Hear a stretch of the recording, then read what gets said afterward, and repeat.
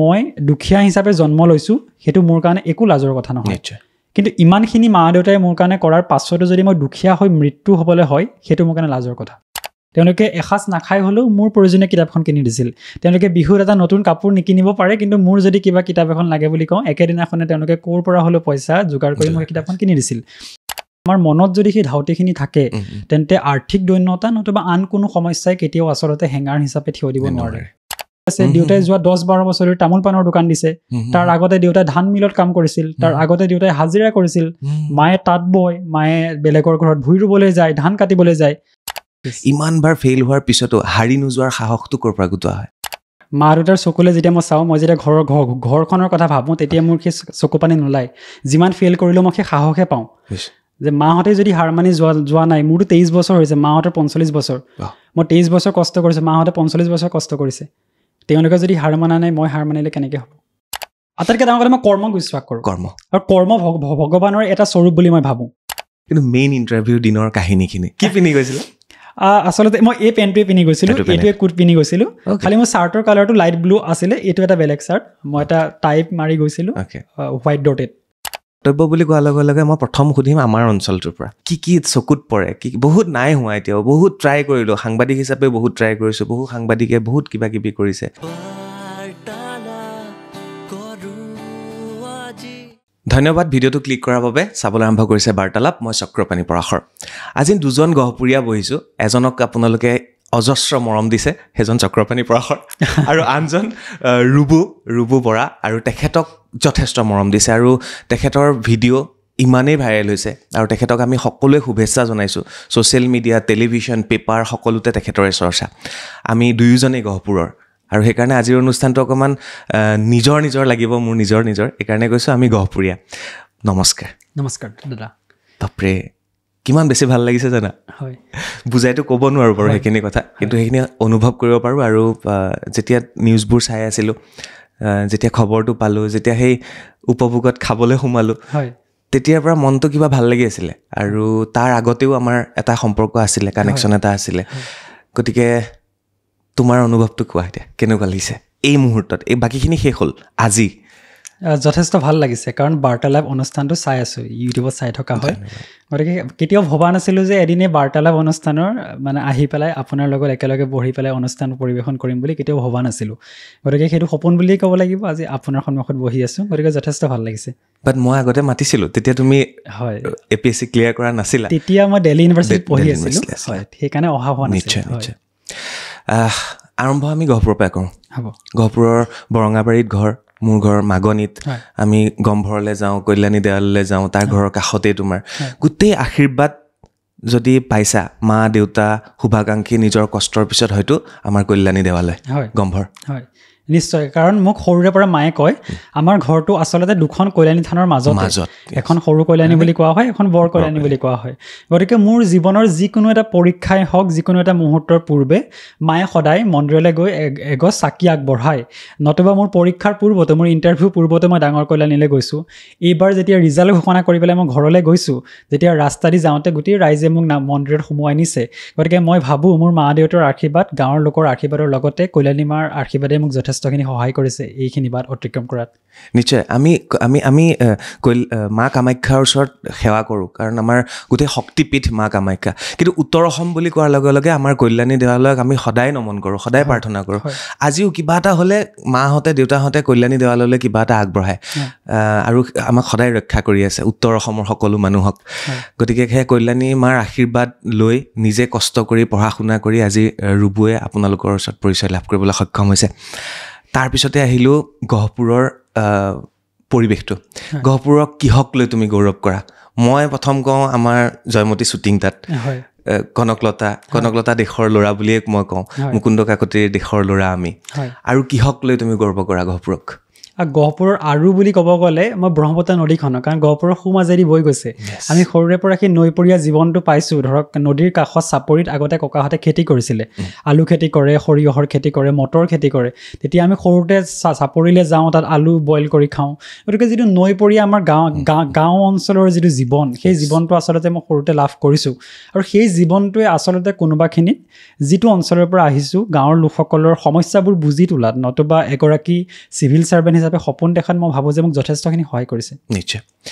মই মাজে মাজে তুমি বুলি সম্বোধন কৰিছোঁ। মই কিন্তু গোটেই অনুষ্ঠানটোত ৰূপক মই আজি আপুনি বুলি সম্বোধন কৰিম, কাৰণ তেখেতে ইতিমধ্যে এখন আসন লৈছে আৰু APSCৰ 14 নম্বৰ স্থান তেখেতে দখল কৰিবলৈ সক্ষম হৈছে। গতিকে আৰম্ভণিত যদি মই তুমি বুলি ক'লোঁ, সেইটো মৰমৰ ভাইটি বুলি ক'লোঁ। ইয়াৰ পিছৰ পৰা মই আপুনি বুলি সম্বোধন কৰিম, কাৰণ আনুষ্ঠানিক অনুষ্ঠান এইটো। যেতিয়া ৰেংক লাভ কৰিলে প্ৰথম খবৰটো আপুনি মাক দিলে, আৰু মায়ে কান্দিবই নে হাঁহিবই নে একো ধৰিব পৰা নাই। আপুনি মাক ক'লে যে দেউতাক খবৰটো দিবা, আৰু আপুনি আহি অসম পালেহি। সেই সময়খিনি কেনেকৈ খবৰ দিছিলে? আচলতে ৰিজাল্টৰ সময়খিনি মই বিচাৰিছিলোঁ যে মই মোৰ মা দেউতাৰ লগত থকাটো, কিন্তু মোৰ 28 তাৰিখে ইণ্টাৰভিউ হৈ গ'ল, আৰু দিল্লীৰ এটা ব্যক্তিগত খণ্ডৰ প্ৰতিষ্ঠানত কাম কৰি থকাৰ কাৰণে মই 29 তাৰিখে দিল্লী যাব লগা হ'ল। আৰু 5 তাৰিখে ৰিজাল্ট ঘোষণা কৰিলে। ৰিজাল্ট পোৱাৰ লগে লগে প্ৰথম ফোন কলটো, তেতিয়া মই অফিচতেই আছিলোঁ, আৰু অফিচৰ ভিতৰৰ পৰাই মই প্ৰথম ফোন কলটো মাক কৰিলোঁ যে মা ৰিজাল্ট দিছে, মই পাছ কৰিছোঁ। মায়ে প্ৰথম কথাটো কৈছে, কালি ৰাতিটো মোৰ টোপনি অহা নাই, ৰাতি সপোনত দেখিছোঁ যে তহঁতৰ ৰিজাল্ট দিছে। গতিকে মোৰ ৰাতিটো শুব পৰা নাই। ৰাতিপুৱা শুই উঠাৰ পাছতো মই চাকি জ্বলাইছোঁ যে মোৰ লাগি আছিল যে আজিয়ে ৰিজাল্ট দিব। আৰু সেই কথাটো কওঁতে মাৰ মাতটো প্ৰায় ঠুকাঠুকি হৈছেই। তেতিয়া মই মাক ক'লোঁ, মা আমি পাছত কথা পাতিম, তুমি দেউতা যিহেতু সেইটো সময় ঘৰত নাছিলে, মই মাক ক'লোঁ যে দেউতাক তুমি খবৰটো দিয়া। আৰু সেই বুলি কৈ মোলৈ ফোন অহা আৰম্ভ হ'ল, কথা পতা আৰম্ভ কৰিলোঁ। আৰু পাছত যেতিয়া গাঁৱৰ লোকসকলে ফোন কৰিছিল, তেতিয়া তেওঁলোকে জনাইছিল যে ৰিজাল্টৰ খবৰটো পোৱাৰ পাছত, মোৰ লগত কথা পতাৰ পাছত মাহঁতৰ গোটেই এটা কানুনৰ এটা পৰিৱেশ সৃষ্টি হৈছিল। যেতিয়া অফিচত, দিল্লীৰ অফিচটোত, তাত কি হৈছিল পৰিস্থিতিটো? সেইটো কোনো সোধা, মই সেইটোও সুধিব বিচাৰিছোঁ। আচলতে তেওঁলোকে গম পায় যে মই ষ্টেটৰ ইণ্টাৰভিউ দিবলৈ আহিছোঁ, আৰু তেওঁলোকে মোক যথেষ্টখিনি সহায় কৰিছে। ইণ্টাৰভিউ পূৰ্বত তেওঁলোকে প্ৰায় 20-25 দিনৰ তেওঁলোকে মোক লিভ দিছে, আৰু সেইটো পেইড লিভ হয়, মানে সেই লিভত থকা সময়তো তেওঁলোকে মোক পইচা পাতিসমূহ পে' কৰিছে। আৰু ইণ্টাৰভিউ ৰিজাল্ট দিব বুলিও তেওঁলোকে গম পায় 2 এদিনতে। আৰু ৰিজাল্টটো অহাৰ লগে লগে গোটেই অফিচৰ মানুহখিনিয়ে ধৰক কাম এৰি মোৰ কাষলৈ আহি কেক কাটিছে, আৰু তেওঁলোকে গম পাইছে যিহেতু 1-2 দিনতে মই দিল্লী এৰি পেলাই একেবাৰে অসমলৈ গুচি আহিম। গতিকে সেই মুহূৰ্তখিনি তেওঁলোকে ধৰি ৰাখিবলৈ যিখিনি চেষ্টা কৰিছে, কাৰণ ইমিডিয়েটলি ৰিজাল্টটো পোৱাৰ লগে লগে তেওঁলোককো কাষত পালোঁ। গতিকে তেওঁলোকে ট্ৰাই কৰিছিল যে মোৰ কাৰো যাতে অভাৱ যাতে অনুভৱ নহয়, সেইখিনি মোক ফিল হ'ব দিয়া নাছিল। নিশ্চয়। আপুনি গৈ পেলাই আপুনি পঢ়া স্কুলখনলৈ গ'ল, তাত প্ৰত্যেকগৰাকী শিক্ষকক ভৰিত ধৰি ধৰি সেৱা কৰিছে। সেই ভিডিঅ'টো চালে এতিয়াও মানে গাৰ নোম শিয়ৰি উঠে। যিটো সন্মান, যিটো ভক্তি, পাহৰা নাই আপুনি শিপা, সেই কথাখিনিও সকলোৱে কৈছে। সেই স্কুলখনত আৰু সৰুৰ পৰা 10ম শ্ৰেণীলৈকে অসমীয়া মিডিয়ামত পঢ়া, খৰচো সেই স্কুলখনৰ কোনোবাই দিয়া, তাৰপিছত কটন কলেজ, তাৰপিছতে দিল্লী ইউনিভাৰ্চিটি, আপোনাক যথেষ্ট মানুহে সহায় কৰিছে। আপুনি বাৰে বাৰে স্বীকাৰ কৰিছে, মোৰ কলেজৰ ছিনিয়ৰখিনিয়ে সহায় কৰিছে, হোষ্টেলত থাকিবলৈ অহাৰ দিনা কাহিনী আপুনি কৈছে। আপুনি কেতিয়াও মানে কাকো, মই শব্দটো কি ব্যৱহাৰ কৰিম মই নাজানো, থেংকফুল হৈ আছে সকলোৰে ওচৰত, আৰু ডাউন টু আৰ্থ হৈ পেলাই আপুনি আগবাঢ়ি গৈছে। মোক সেই 10ম শ্ৰেণীলৈকে পঢ়া সেই কাহিনীখিনিৰ পৰা অকণমান কটনলৈকে যাত্ৰাটো। মই 10মান শ্ৰেণীলৈকে মই যেতিয়া স্কুলীয়া শিক্ষা গ্ৰহণ কৰি আছিলোঁ, মই এগৰাকী ভাল ছাত্ৰ আছিলোঁ, স্কুলত ভাল নম্বৰ পাওঁ। যেতিয়া শিক্ষক শিক্ষয়িত্ৰীসকলে মোৰ মা দেউতাক এই কথা কয়, তেতিয়াই আচলতে মা দেউতাই মোক পঢ়াৰ প্ৰতি আৰু বেছি তেওঁলোকে গুৰুত্ব আৰোপ কৰিলে। তেওঁলোকে এসাঁজ নাখাই হ'লেও মোৰ প্ৰয়োজনীয় কিতাপখন কিনি দিছিল। তেওঁলোকে বিহুত এটা নতুন কাপোৰ নিকিনিব পাৰে, কিন্তু মোৰ যদি কিবা কিতাপ এখন লাগে বুলি কওঁ, একেদিনাখনে তেওঁলোকে ক'ৰ পৰা হ'লেও পইচা যোগাৰ কৰি মোক কিতাপখন কিনি দিছিল। আৰু সেই ক্ষেত্ৰত মোক শিক্ষক শিক্ষয়িত্ৰীসকলেও যথেষ্ট পৰিমাণে সহায় কৰিলে। কিন্তু যেতিয়া মেট্ৰিক পৰীক্ষাত উত্তীৰ্ণ হ'লোঁ 2016 চনত, ভালদৰে 88% মই লাভ কৰিবলৈ সক্ষম হৈছিলোঁ, তেতিয়া স্থানীয় সংবাদদাতাসকলে সংবাদ পৰিৱেশন কৰিলে, আৰু লখিমপুৰৰ ব্ৰহ্মপুত্ৰ ভেলী একাডেমীয়ে মোক 2 বছৰৰ কাৰণে সম্পূৰ্ণ থকা, খোৱা, পঢ়া সকলো দায়িত্ব তেওঁলোকে মোক গ্ৰহণ কৰিলে। আৰু তাৰ পাছৰ 2টা বছৰত মই ব্ৰহ্মপুত্ৰ ভেলী একাডেমীৰ হোষ্টেলত থাকিলোঁ। মোৰ কিতাপ পত্ৰ, থকা মেলা, খোৱা বোৱা একোতে তেওঁলোকে মোক নিজৰ এটকা খৰচ হ'ব নিদিলে। আনকি মই গহপুৰৰ পৰা লখিমপুৰলৈ যোৱা গাড়ী ভাড়াটোও তেওঁলোকে মোক দিয়ে। ঘূৰি অহাৰ সময়ত গাড়ী ভাড়াটো মোৰ হাতত তেওঁলোকে দি পঠায়। আৰু তাৰ পাছত যেতিয়া মই 2018 চনত ভালদৰে 93.6% হায়াৰ ছেকেণ্ডেৰী উত্তীৰ্ণ হ'লোঁ, একেদৰে সংবাদ মাধ্যমে বাতৰি পৰিৱেশন কৰিলে। তেতিয়া গহপুৰৰে এগৰাকী ব্যক্তি উদয়াদিত্য গোস্বামীদেৱে মোৰ কটন বিশ্ববিদ্যালয়ত 3 বছৰ পঢ়ি থকাৰ সময়ত আৰ্থিকভাৱে সহায় কৰাৰ দায়িত্ব ল'লে। আৰু পৰৱৰ্তী 3 বছৰত তেওঁ মোক মাহিলী যিমান লাগে বুলি কওঁ 3,000, 4,000, 5,000 টকা তেওঁ মোক দিলে, যাতে মই গুৱাহাটীত পঢ়া শুনা কৰিব পাৰোঁ। গুৱাহাটীত ডিগ্ৰী কমপ্লিট কৰিলোঁ 2021 চনত। যেতিয়া মোৰ বয়স হোৱা নাছিলে UPSC নতুবা APSC পৰীক্ষাত বহিবৰ কাৰণে, তেতিয়া মই এবছৰ ড্ৰপ দিলোঁ। তেতিয়া কৰোণা ভাইৰাছ চলি আছিল। মই গুৱাহাটীতে থাকি পেলাই ব্যক্তিগত টিউশ্যন কৰিবলৈ আৰম্ভ কৰিলোঁ। আগৰ পৰাই কৰি আছিলোঁ। গুৱাহাটী কটন বিশ্ববিদ্যালয়ৰ প্ৰফেচাৰসকলৰ ছাত্ৰ ছাত্ৰীক মই পঢ়াইছিলোঁ। সেই প্ৰাইভেট টিউশ্যন কৰি পেলাই মই 2 টকা জমা কৰিবলৈ চেষ্টা কৰিছিলোঁ যে কৰোণা শেষ হোৱাৰ লগে লগে মই কিবা এটা কৰিম। যে মই দিল্লী যাম বুলি থিৰাং কৰা নাছিলোঁ, কিন্তু চুতীয়া উন্নয়ন পৰিষদে মোক এটা স্কলাৰশ্বিপ দিলে। তেওঁলোকে মোক ক'লে তুমি দিল্লীলৈ যোৱা, UPSC পৰীক্ষাৰ প্ৰস্তুতি কৰা। সেই সুবিধাটো মই গ্ৰহণ কৰিলোঁ। 2022 চনত মই দিল্লীলৈ গ'লোঁ। একেটা সময়তে মই দিল্লী ইউনিভাৰ্চিটি এণ্ট্ৰেন্স টেষ্টটো ক্লিয়াৰ কৰিলোঁ। দিল্লী ইউনিভাৰ্চিটিৰ দিল্লী স্কুল অফ ইকনমিক্সৰ সমাজশাস্ত্ৰ বিভাগত স্নাতকোত্তৰ মহলাত নামভৰ্তিৰ সুযোগ লাভ কৰিলোঁ। আৰু অনাগত 2 বছৰ মই একেলগে চিভিল ছাৰ্ভিচৰো প্ৰস্তুতি চলাই থাকিলোঁ। দিল্লী ইউনিভাৰ্চিটিত মাষ্টাৰ ডিগ্ৰীটো কৰি থাকিলোঁ আৰু দিল্লীৰ এখন ব্যক্তিগত খণ্ডৰ প্ৰতিষ্ঠানত জড়িত হৈ থাকিলোঁ।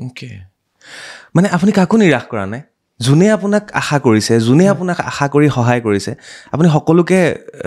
মানে তাৰ প্ৰত্যুত্তৰ দিছে, তাৰ ৰিজাল্ট দিছে, নিৰাশ কাকো কৰা নাই এতিয়ালৈকে? আচলতে বেক অফ দ্য মাইণ্ড মোৰ সেইটোৱে আছিল যে এইসকল লোকে মোক সহায় যে কৰিছে, তাৰ অৰ্থটো এইটোৱে যে তেওঁলোকে নিজৰ একো ভাল বিচৰা নাই, মোৰ ভাল বিচাৰিছে। তেওঁলোকে ইন ৰিটাৰ্ণ মোৰ পৰা ডেফিনেটলি একো বিচৰা নাই। সহায় কৰা লোকসকলে যে মোৰ পৰা এতিয়া পইচা বিচাৰি নাহে, কিন্তু তেওঁলোকে বিচাৰিছিল যে ৰুবুৰ ভাল হওক, ৰুবুৰ ঘৰখনৰ ভাল হওক, ৰুবুৱে আন 10জন লোকক সেই সাহসটো দিয়ক। আৰু মই যে আজি এই স্থানত উপনীত হৈছোঁ, মই ভাবোঁ তেওঁলোকে মোক যিমানখিনি সহায় কৰিলে, ডেট ৱাজ ৱৰ্থ ইট। মই আজি মনত পৰিছে, মই খোলাকৈ গৈছোঁ নাৰায়ণপুৰ। আপোনাৰ যেতিয়া বাতৰি ভাইৰেল হৈছে, তেতিয়া মই সংবাদ মাধ্যমত জড়িত হৈ আছিলোঁ। তেতিয়া আমি বাতৰি কৰিছিলোঁ নাৰায়ণ কোঁৱৰ ডাঙৰীয়া। এতিয়াও তেওঁ যেতিয়াই লগ পায় সেই কথাখিনি আলোচনা হয়। তেখেতো একেবাৰে মানে অৰ্থনৈতিকভাৱে টনকিয়াল নোহোৱা এখন ঘৰৰ পৰা আজি আহি তেখেত যথেষ্টখিনি কৰিছে নাৰায়ণ কোঁৱৰ ডাঙৰীয়াই। তেখেতক দেখা পোৱাৰ পিছত আপোনাক আমি এনেকৈ দেখা পাইছোঁ। মানে এটা কথা ঠিক, যদি মনৰ শক্তি থাকে, বিশ্বাস থাকে, তেতিয়াহ'লে সকলো কৰিব পাৰি। ডেফিনেটলি। এতিয়া তাৰ কাৰণে উদাহৰণ আমাৰ অসমতে কিমান আছে। বহুত আছে। ৰুবুল মাউত ছাৰৰ কথা আমি ক'ব পাৰোঁ, নাৰায়ণ কোঁৱৰ ছাৰৰ কথা আমি ক'ব পাৰোঁ। কিমান এটা দৈন্যতাৰ পৰিৱেশৰ পৰা তেওঁলোক উঠি আহি পেলাই আজিৰ তাৰিখত কেৱল মাত্ৰ অসমৰ বুলি নহয়, সমগ্ৰ ভাৰতৰ লোকে তেওঁলোকক চিনি পায়। গতিকে মই ভাবোঁ যে যদিহে আমাৰ মনত যদি সেই ধাউতিখিনি থাকে, তেন্তে আৰ্থিক দৈন্যতা নতুবা আন কোনো সমস্যাই কেতিয়াও আচলতে হেঙাৰ হিচাপে থিয় দিব নোৱাৰে। বহুতখিনি কথা পাতিব আছে, পাতি গৈ থাকিম এফালৰ পৰা। দেউতা সঁচা অৰ্থত খুব মোৰ বন্ধু পলাশ ফুকন বুলি, নিউজ 18ৰ সাংবাদিকী, আমি দুটা একে সময়তে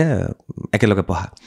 যেতিয়া খবৰটো আহিল, সি দৌৰি গৈছে তোমাৰ দেউতাৰ ওচৰলৈ, আপোনাৰ দেউতাৰ ওচৰত। মাজে মাজে তুমি আহিছে, বেয়া নাপাব। দেউতা তেতিয়াও বহি আছে তাতে। সি ভিডিঅ'টো কৰিলে, কৰি পেলাই সি চেনেলে বিলাইছে যে এয়া ৰুবু বৰা ডাঙৰীয়াৰ পিতৃ। তেখেতে এই মুহূৰ্ততো পাণ তামোলকেইটা লৈ পেলাই তেখেতে বজাৰত বহি আছে। তেওঁ গমেই পোৱা নাই আপুনি আচলতে কি পৰীক্ষাত উত্তীৰ্ণ হৈছে। ইমান সহজ সৰল মা দেউতা দুয়োজন। মা দেউতা সহজ সৰল হোৱাৰ ফলত আপোনাৰ জীৱনত কেতিয়াবা এনেকুৱা হৈছেনে যে পিতৃ মাতৃ ইমান সহজ সৰল, ইও চাগে যথেষ্ট সহজ সৰল হ'ব? মই কথাটো কি ক'বলৈ গৈছোঁ আপুনি বুজি পাইছে?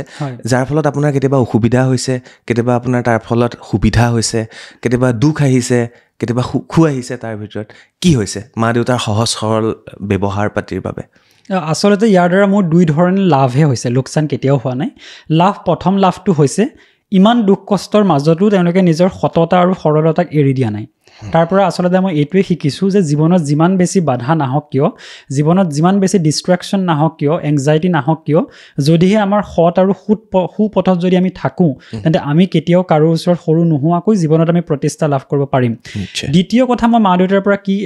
যিটো মই শিকিছোঁ বুলি ভাবোঁ, যে মই সৰুৰে পৰা দেখিছোঁ মা দেউতা ইমান সৎ, কিন্তু ইমানৰ পাছতো মা দেউতাইতো কেতিয়াও এটা বেয়া পথৰ আশ্ৰয় লোৱা নাই। তেওঁলোকে একেই কামেই কৰি আছে। দেউতাই যোৱা 10-12 বছৰৰ তামোল পাণৰ দোকান দিছে। তাৰ আগতে দেউতাই ধান মিলত কাম কৰিছিল। তাৰ আগতে দেউতাই হাজিৰা কৰিছিল। মায়ে তাঁত বয়, মায়ে বেলেগৰ ঘৰত ভুই ৰুবলৈ যায়, ধান কাটিবলৈ যায়। কিন্তু কেতিয়াওতো একো এটা বেয়া পথ বাছনি কৰি লোৱা নাই। কেৱল মাত্ৰ সৎ আৰু সুপথত থাকিবলৈ তেওঁলোকে টকা অৰ্জন কৰিছে। কাৰ কাৰণে কৰিছে? মোক আৰু মোৰ ভাইটিক মানুহ হিচাপে গঢ়িবলৈ কৰিছে। আচলতে ইয়াৰ দ্বাৰা মই সেই ইনস্পিৰেশ্যনটো পাইছিলোঁ যে মই দুখীয়া হিচাপে জন্ম লৈছোঁ, সেইটো মোৰ কাৰণে একো লাজৰ কথা নহয়। কিন্তু ইমানখিনি মা দেউতাই মোৰ কাৰণে কৰাৰ পাছতো যদি মই দুখীয়া হৈ মৃত্যু হ'বলৈ হয় সেইটো মোৰ কাৰণে লাজৰ কথা খুব ডাঙৰ কথা গতিকে মই চেষ্টা কৰিছিলোঁ যে মই মা দেউতাক তেওঁলোকৰ পৰিস্থিতিটোৰ পৰা যদি উলিয়াই নিবলৈ হয় তেন্তে একমাত্ৰ ৰাস্তাটো হৈছে শিক্ষা মই শিক্ষাক যদি গ্ৰহণ কৰোঁ শিক্ষাক যদি আঁকোৱালি লওঁ যদি মই নিয়াৰিকৈ পঢ়া শুনা কৰোঁ নিজকে যদি প্ৰতিষ্ঠা কৰিবলৈ সক্ষম হওঁ মোৰ জীৱনটো নহয় মোৰ মা দেউতাৰ যি বাকী থকা সময়খিনি তেওঁলোকক মই আচলতে এটা সুখৰ জীৱন দিব পাৰিম আৰু এই গোটেই শিক্ষাখিনি মই মা দেউতাৰ সৰলতা আৰু সততাৰ পৰাই শিকিছোঁ খুব সুন্দৰ কোনোবাই নিশ্চয় কৈছিলে ক'ৰবাত পঢ়িছিলোঁ যে দুখীয়া হৈ জন্ম হোৱাটো ডাঙৰ কথা নহয় পাপৰ কথা নহয় হয় দুখীয়া হৈ মৰাটোহে দুখৰ কথা হয় সঁচাকৈ আপোনাৰ আপুনি আমি কথা পাতোঁতে ক'লোৱে আপোনাৰ মামাৰ ল'ৰা চম্পকৰ কথা কৈছোঁ হয় মোৰ মাহী আইতাৰ ল'ৰা চম্পকে মই একেলগে পঢ়া আমি টিউশ্যন একেলগে কৰা সি নেভিত থাকিলে বহুত দিন এতিয়া সি আকৌ বেগটো ঘৰলৈ আহিছে সেই চম্পকৰ পিতৃ আৰু আপোনাৰ পিতৃ একেলগে বজাৰলৈ তামোল পাণ লৈ যায় হয়নে বাৰু হয় তেওঁলোকৰ দেউতাকে আচলতে গহপুৰৰ বজাৰত তামোল পাণ বিক্ৰী কৰে তেওঁলোকৰ দেউতাকে হ'লচেলত বিক্ৰী কৰে আমাৰ দেউতাই তাৰ পৰা কিনি আনি গাঁৱৰ বজাৰখনত বিক্ৰী কৰে আচলতে সেই ষ্ট্ৰাগলখিনি দেখিছোঁ আৰু মোতকৈ আগতেই যিহেতু দাদাই সেই চাকৰিটো লাভ কৰিছিল তাৰ দ্বাৰা আচলতে এটা বস্তু পোৱা যায় যে ইমান সততা আৰু ইমান সৰলতাৰে থকাৰ পাছতো তেওঁলোকৰ সন্তানে জীৱনত কৃতিত্ব লাভ কৰিবলৈ সক্ষম হৈছে গতিকে ময়ো যদি একাগ্ৰতাৰে কাম কৰোঁ তেনে মোৰ দেউতা পাণ তামোলৰ দোকানীয়ে হওক লাগিলে আন কিবাই হওক মই জীৱনত সফলতা লাভ কৰিব পাৰিম সেই কথাখিনি আচলতে তাৰ পৰা মই ডেফিনেটলি ইনস্পায়াৰ হৈছিলোঁ নিশ্চয় হয় হিৰো কোন বুলি যেতিয়া সোধে মই চিনেমাৰ হিৰোৰ কথা কোৱা নাই দেউতা আৰু মা হিৰো হিৰইন হয় কাৰণ তেওঁলোক নোহোৱা হ'লে কিজানি আজি আপোনাৰ সন্মুখত মই ৰুবু হৈ বহি নাথাকিলোহেঁতেন সঁচাকৈ ভাইটিয়ে কি কৰে ভাইটি এবাৰ হায়াৰ ছেকেণ্ডেৰী ফাইনেল এক্সামিনেশ্যন দিব তেওঁ চাগে একে দিশে আগবাঢ়িছে দাদাক দেখি পেলাই এতিয়া আগবাঢ়িব বুলি মই আশা কৰিছোঁ আচলতে মই যিহেতু 2016 চনতে বাহিৰলৈ ওলাই যোৱা হ'ল প্ৰায় 8 বছৰৰ পাছত আহি ঘৰ সোমাইছোঁহি সি ঘৰখনৰ প্ৰায় একমাত্ৰ ল'ৰা নিচিনা হ'ল মা দেউতাক চোৱাৰ পৰা ধৰি পেলাই ঘৰৰ সকলো কাম কাজ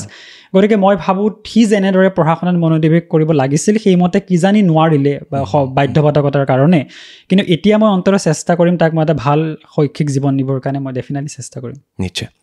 মই আপোনাৰ ইণ্টাৰভিউৰ সময়লৈ যাওঁ যিদিনা ফাইনেল ইণ্টাৰভিউ আছিলে সেই সময়খিনি আমি কেতিয়াও দেখা নাপাওঁ আপুনি মকখিনি আপুনি ক'ৰবাত কৰিছে সেইখিনি ভাইৰেল হৈছে বেলেগ কথা কিন্তু মেইন ইণ্টাৰভিউ দিনৰ কাহিনীখিনি জানিবলৈ চেষ্টা কৰিম কি পিন্ধি গৈছিলে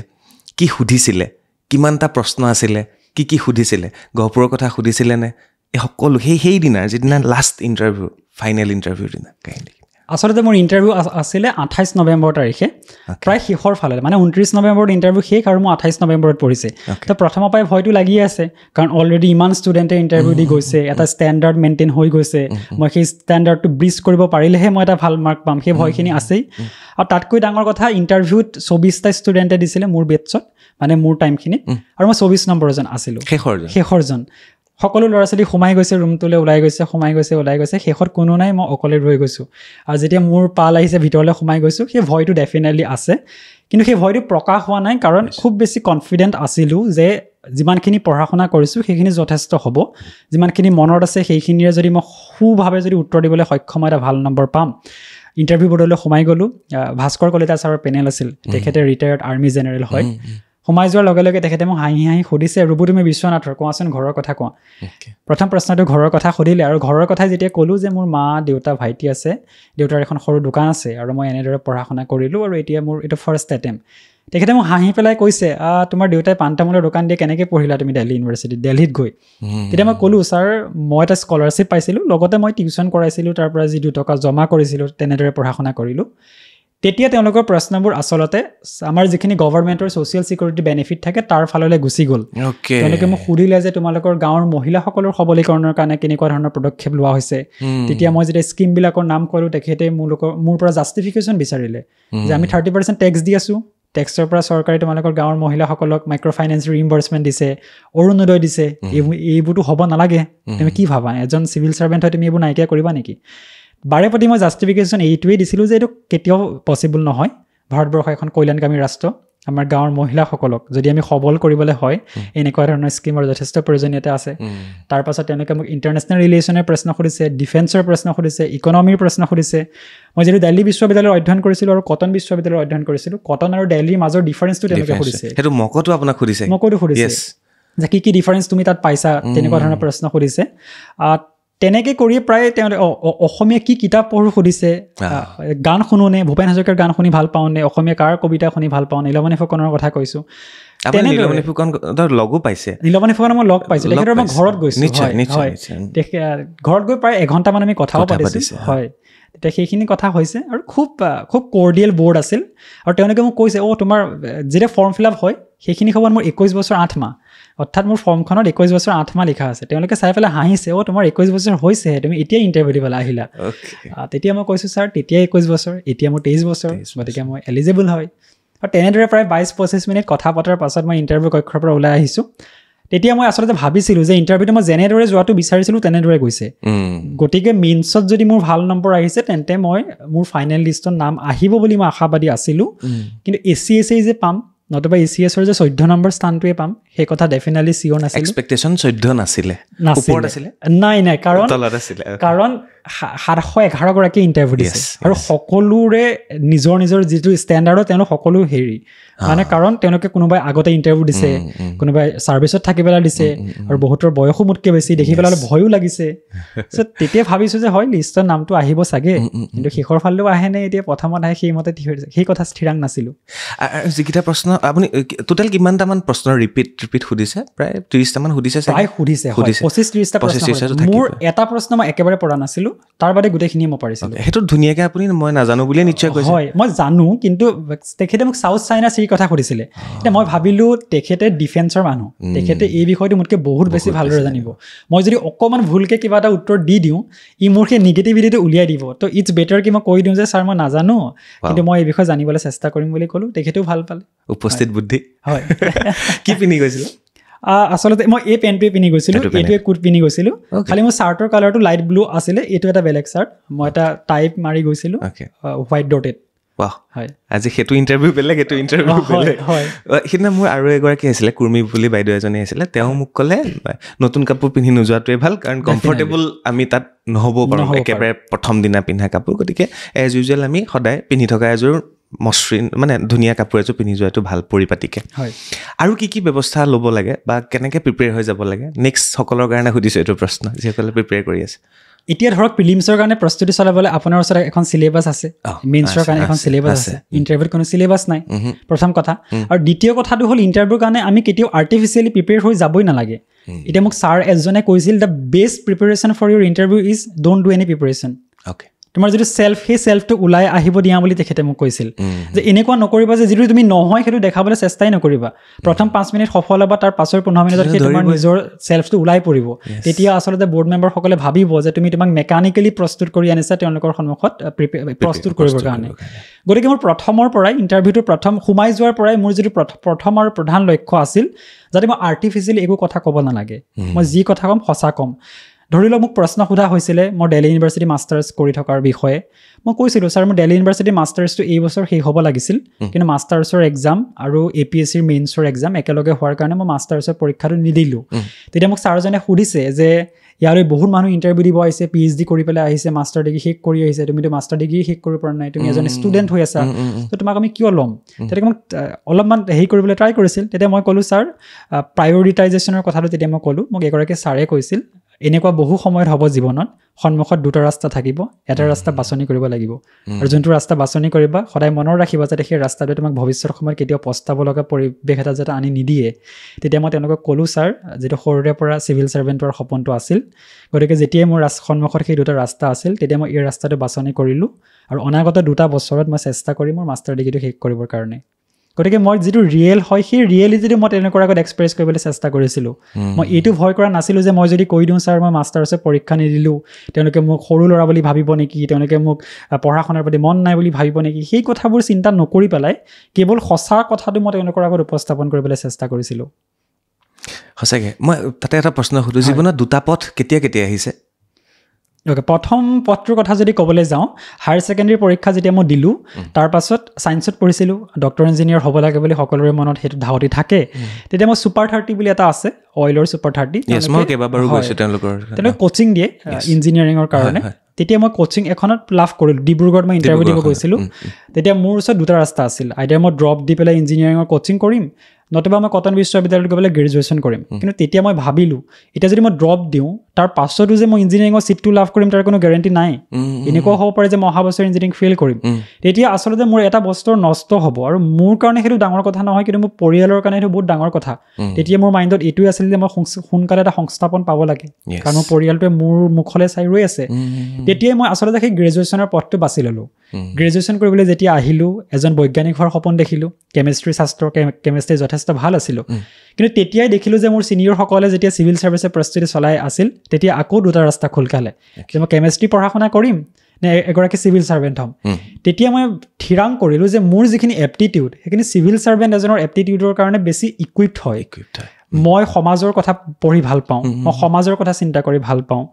তেতিয়া মই দেখিলোঁ যে নাই এতিয়া মই কেমেষ্ট্ৰিটো গ্ৰেজুৱেশ্যনত কৰোঁ কিন্তু পষ্ট গ্ৰেজুৱেশ্যনত মই ট্ৰাই কৰিম হিউমেনিটিৰ কোনোবা এটা ছাবজেক্ট পঢ়িবৰ কাৰণে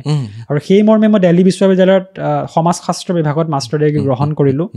গতিকে বহুখিনি সময়ত মই এনেকুৱা হৈছে যে দুটা ৰাস্তা খোল খাইছে মই বাছনি কৰিব লাগিব এটা ৰাস্তা কিন্তু ভগৱানৰ কৃপাত আজিলৈকে কেতিয়াও পস্তাব লগা হোৱা নাই যে মই এইটো চুজ নকৰি এইটো কিয় কৰিলোঁ একজেক্টলি আৰু সেইটো বহুত মানুহৰ হৈ যায় তেনেকুৱা দুধুৰ মুধুৰত পৰে দুই নাৱত দুই ভৰি হৈ যায় ডিব্ৰুগড় বিশ্ববিদ্যালয়ত বা কটন বিশ্ববিদ্যালয়ত পঢ়ি থাকোঁতে বা আগতেও আপুনি তৰ্ক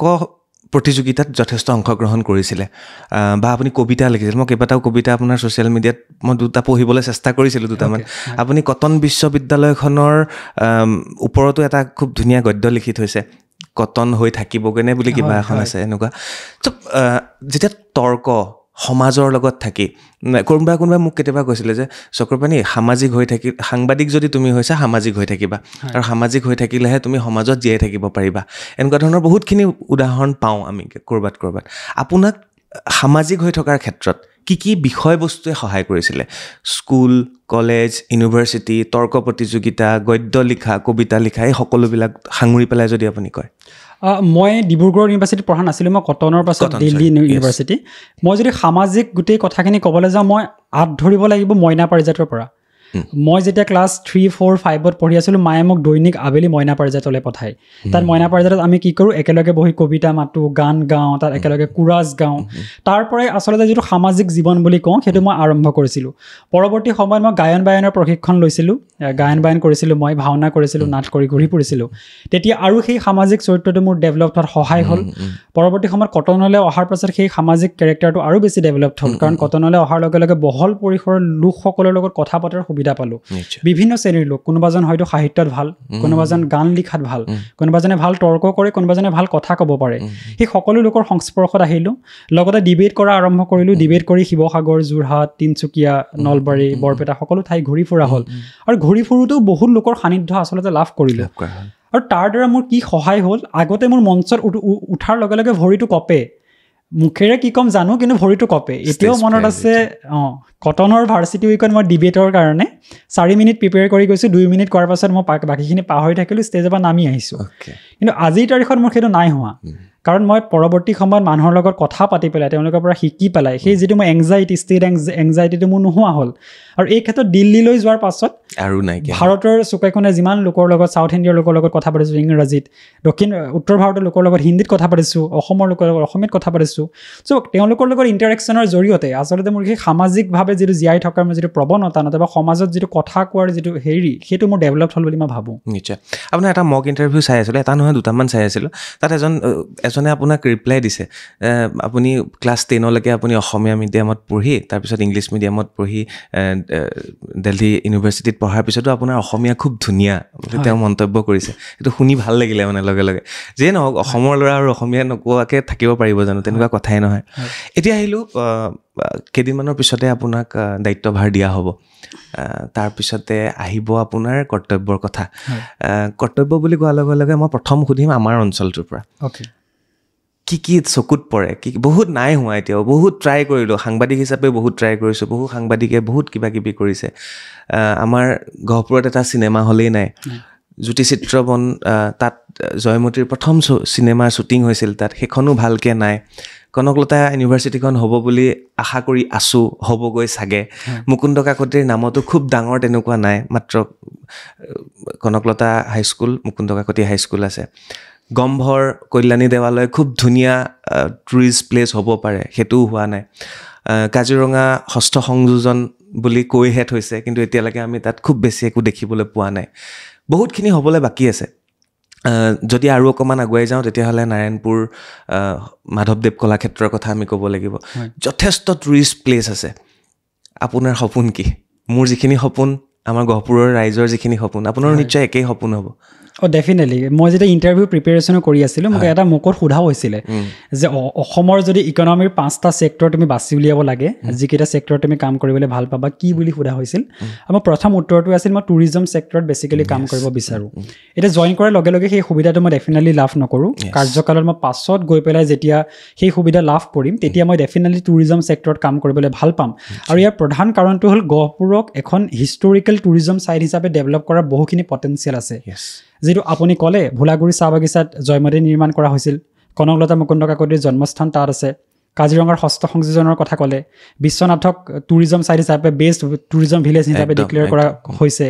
নাৰায়ণপুৰ যোৱাৰ লগে লগে মাধৱদেৱ কলাক্ষেত্ৰৰ কথা আহি যায় তাত আমাৰ কল্যাণী থানৰ কথা আহি যায় গতিকে বিশ্বনাথ মই কেৱল মাত্ৰ গহপুৰ অঞ্চলটো বুলি ক'ব নাযাওঁ বিশ্বনাথ গোটেই জিলাখনকে আচলতে টুৰিজমৰ ক্ষেত্ৰত যথেষ্টখিনি কাম কৰাৰ স্ক'প আছে আৰু এগৰাকী চিভিল ছাৰ্ভেণ্ট হিচাপে ভৱিষ্যত সময়ত যদি মই সেই কামখিনি কৰাৰ সুযোগ লাভ কৰোঁ নিজৰ জিলাখনত তেতিয়া মই নিজকে ডেফিনেটলি সুখী মানিম নিশ্চয় খুব ভাল লাগিব যদি সেইখিনি হয় কাৰণ ভোলাগুৰি চাহ বাগিচাৰ যিটো জ্যোতিপ্ৰসাদ আগৰৱালাই য'ত কামখিনি কৰিছিলে উঁৱলি গ'ল গোটেইখিনি মই কিমান বাৰ ভিডিঅ' বনাই দেখুৱালোঁ দুজনমানক মই তালৈ নিলোঁ গামোচাও পিন্ধালোঁ বোলো কিবা এটা কৰক নাই আজিলৈকে নহ'ল বাৰু আশা কৰিছোঁ হ'ব খুব সোনকালে হ'ব বুলি আশা কৰিছোঁ এতিয়া আহিলোঁ অকণমান আমাৰ আপোনাৰ হবিৰ ওপৰত কথাখিনি আপুনি টেষ্ট মেচ চাই খুব ভাল পায় T20 কেলে বেয়া পায় বা এদিনীয়া কেলে বেয়া পায় মই T20ও চাওঁ মই এদিনীয়াও চাওঁ IPLটো এতিয়া হৈ আছে কোনো নোচোৱাকৈ নাথাকে কিন্তু টেষ্ট ক্ৰিকেটটো মই হবি বুলি এইটো কাৰণে মানি লওঁ কাৰণ মই টেষ্ট ক্ৰিকেটৰ পৰা বহুখিনি কথা শিকিছোঁ আচলতে শিকা বুলি কোৱাৰ লগে লগে প্ৰথম কথাটো হ'ল আজিৰ পৰা কেইদিনমান পূৰ্বে হৰ্ষ ভোগলেৰ এটা বক্তৃতা বহুত বেছি ভাইৰেল হৈছিল তাত তেখেতে কৈছিল যে টেষ্ট মেটছৰ আটাইতকৈ ডাঙৰ পজিটিভ পইণ্টটো হ'ল ই সদায় ছেকেণ্ড চান্স এটা দিয়ে ফাৰ্ষ্ট ইনিংছত যদি মই বেয়া খেলিছোঁ ছেকেণ্ড ইনিংছত মই নিজৰ ৱৰ্ডখিনি প্ৰুভ কৰাৰ আৰু এটা চান্স আছে আৰু মই নিজৰ জীৱনৰ কথা যদি ক'বলৈ যাওঁ UPSC ফাৰ্ষ্ট এটেম্পটত মই প্ৰিলিমছত ফেইল কৰিছোঁ ছেকেণ্ড এটেম্পটত প্ৰিলিমছ পাছ কৰিছোঁ মেইনছ ফেইল কৰিছোঁ UPSC CDS এক্সামিনেশ্যন ফেইল কৰিছোঁ SSCৰ CGL এক্সামিনেশ্যন ফেইল কৰিছোঁ ইণ্টেলিজেঞ্চ ব্যুৰোৰ ACIO এক্সামিনেশ্যন ফেইল কৰিছোঁ কিন্তু ইমানখিনি ফেইল কৰাৰ পাছতো কেতিয়াও মই হাৰ মানি নোযোৱাৰ কাৰণটোৱে হ'ল মই সেই কনচেপ্টত বিশ্বাস কৰোঁ যে ছেকেণ্ড ইনিংছ এটা আহিব মোৰ কাৰণে য'ত মই নিজকে সফল ব্যক্তি হিচাপে প্ৰতিষ্ঠা কৰিবলৈ সক্ষম হ'ম আৰু APSC পৰীক্ষাটো মই ভাবোঁ সেই মোৰ জীৱনৰ ছেকেণ্ড ইনিংছটো দ্বিতীয় কথা মই টেষ্ট ক্ৰিকেটৰ পৰা যিটো শিকিছোঁ ৰেজিলিয়েঞ্চ বস্তুৰে কিমান মেটাৰ কৰে এটা চিতেশ্বৰ পূজাৰাৰ কথা আমি ক'ব পাৰোঁ ৰাহুল দ্ৰাবিড়ৰ কথা ক'ব পাৰোঁ তেওঁলোকে খুব বেছি 100 স্ক'ৰ কৰা নাই টেষ্ট ক্ৰিকেটত হয় তেওঁলোকে 30-40 ৰান কৰে 200-300 বল খেলে 30-40 ৰান কৰে কিন্তু টেষ্ট ক্ৰিকেটৰ কাৰণে সেই 30-40 ৰানৰ মৰ্যাদাটো খুব বেছি কাৰণ 5 দিনৰ বাবে এখন ফিল্ডত টিকি থকাটো খুব বেছি সহজ কাম নহয় এতিয়া মই যদি নিজৰ জীৱনৰ কথা ক'বলৈ যাওঁ এনেকুৱা এটা পৰিৱেশৰ পৰা আহি পেলাই যোৱা 8টা বছৰে মই লখিমপুৰ গুৱাহাটী দিল্লী কৰি পেলাই ঘূৰি ফুৰাটো মোৰ কাৰণে ডেফিনেটলি সহজ নাছিল কিন্তু সেই ৰেজিলিয়েঞ্চ যিটো লাগে পাৰ্চিভাৰেঞ্চ যিটো লাগে মই সেইটো টেষ্ট ক্ৰিকেটৰ পৰা শিকিছোঁ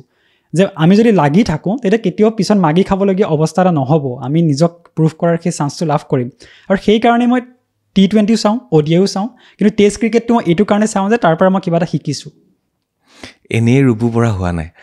আৰু এনেই 14 নম্বৰ স্থান দখল কৰিবলৈ সক্ষম হোৱা নাই APSC যথেষ্ট অধ্যয়ন আৰু যথেষ্ট গুণী জ্ঞানী ব্যক্তি জীৱনটো আমি টেষ্ট ক্ৰিকেটৰ লগত ৰিলেট কৰিব পাৰোঁ খুব ধুনীয়াকৈ বুজাই দিলে আপুনি তাৰ বাবে ধন্যবাদ ইয়াৰ পিছতে আহিলোঁ আপোনাৰ হবি হবিটো ক্ৰিকেট হৈ গ'ল ইয়াৰ উপৰিও আমি নজনা পঢ়ি ভাল পায় তৰ্ক কৰি ভাল পায় ঘূৰি ভাল পায় টুৰিজিম বুলি কোৱাৰ লগে লগে নিশ্চয় আপুনি ফুৰি ভাল পাব ক্ৰিকেট চাই ভাল পায় খেলি কি ভাল পায় মোৰ আচলতে খেলা ধূলা ইমান নহ'ল সৰুৰে পৰা মই খেলা ধূলাত ইমান ব্যস্ত নথকাৰ কাৰণে আচলতে সৰুতে মই খুব বেছি ক্ষীণ আছিলোঁ গতিকে ইমান বেছি দৌৰা মেলাও কৰিব পৰা নাছিলোঁ তেতিয়াই পৰাই আচলতে পঢ়া শুনাৰ লগতে জড়িত থকা হ'ল আৰু বাকী যিখিনি কালচাৰেল এক্টিভিটি কবিতা লিখা হৈ গ'ল নিউজ পেপাৰ আৰ্টিকল লিখা হৈ গ'ল নতুবা ডিবেট কৰা হৈ গ'ল নতুবা কথা কোৱা হৈ গ'ল বক্তৃতা দিয়া হৈ গ'ল সেইখিনি দিশতে আচলতে নিজকে এংগেজ কৰি ৰখা হ'ল আৰু হবি বুলি ক'বলৈ গ'লে আৰু এটা হবি মই পঢ়াই ভাল পাওঁ পঢ়ি যেনেকৈ ভাল পাওঁ পঢ়াই ভাল পাওঁ কাৰণ মই মেট্ৰিক দিয়াৰ আগৰে পৰা মই মোৰ গাঁৱৰ ল'ৰা ছোৱালীখিনিক পঢ়াইছিলোঁ গাঁৱত তাৰ পাছত গুৱাহাটী অহাৰ পাছত মই কৈছোঁৱেই যে গুৱাহাটীত মই টিউশ্যন কৰিছোঁ প্ৰায় 2-2.5 বছৰ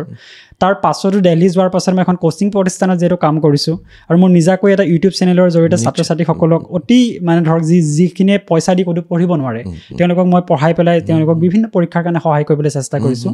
গতিকে ক্ৰিকেটৰ সমান্তৰালকৈ যদি মোৰ আন কিবা হবি বুলি ক'বলৈ যায় মই পঢ়াই ভাল পাওঁ ক্ৰিকেটে যেনেদৰে মোক সহায় কৰিছে মই আনক পঢ়োৱা দিশটোও মোক বহুত সহায় কৰিছে